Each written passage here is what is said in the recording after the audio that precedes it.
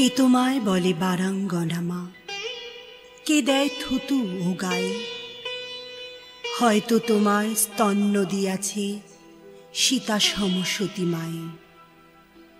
নাই হলে সতী, তবু তো তোমরা মাতা ভগিনীরই জাতি। তোমাদেরই ছেলে আমাদেরই মতো, তারা আমাদের জ্ঞাতি। আমাদেরই কোনো বন্ধু স্বজন আত্মীয় বাবা কাকা উহাদের পিতা, উহাদের মুখে মোদেরই চিহ্ন আঁকা। আমাদেরই মতো খ্যাতি যশ মান তারাও লোভিতে পারে, তাদেরও সাধনা হানা দিতে পারে সদর স্বর্গদ্বারে।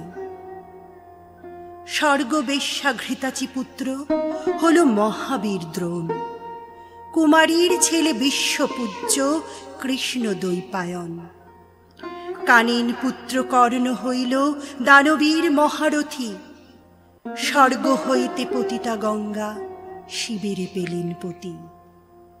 শান্তনু রাজা নিবেদিল প্রেম পুনঃ সেই গঙ্গায়, তাঁদেরই পুত্র অমর ভীষ্ম কৃষ্ণ প্রণমে যায়। মুনি হল শুনি সত্যকাম সে জারজ জবালা শিশু, বিস্ময়কর জন্ম যাহার মহাপ্রেমিক সে যিশু। কেহ নহে হেথা পাপ পঙ্কিল, কেহ সে ঘৃণ্য নহে, ফুটিছে অযুত বিমল কমল কামনা কালীয় দহে। শোনো মানুষের বাণী, জন্মের পর মানব জাতির থাকে না কোনো গ্লানি। পাপ করিয়াছে বলিয়া কি নাই পুণ্যেরও অধিকার? শত পাপ করি হয়নি ক্ষুণ্ণ দেবত্ব দেবতার। অহল্যা যদি মুক্তি লভে মা, মেরি হতে পারে দেবী। তোমরাও কেন হবে না পূজ্যা বিমল সত্য সেবী? তব সন্তানে জারজ বলিয়া কোন গোঁড়া পারে গালি?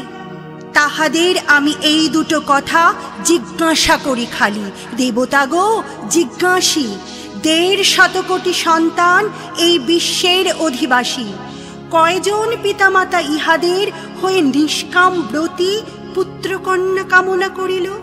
কয়জন সৎসতী? কজন করিল তপস্যা ভাই সন্তান লাভ তরে? কার পাপে কোটি দুধের বাচ্চা আঁতরে জন্মে মরে? সেরে পশুর ক্ষুধা নিয়া হেথা মিলে নর নারী যত, সেই কামনার সন্তান মোরা, তবুও গর্ব কত। শুনো ধর্মের চাই, জারজ কামজ সন্তানে দেখি কোনো সে প্রভেদ নাই। অসতী মাতার পুত্র সে যদি জারজ পুত্র হয়, অসৎ পিতার সন্তানও তবে জারজ সুনিশ্চয়।